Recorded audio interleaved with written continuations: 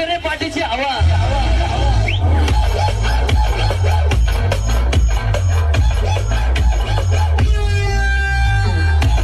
अरे रानातलं असं म्हणून काय झालं, गावात आलो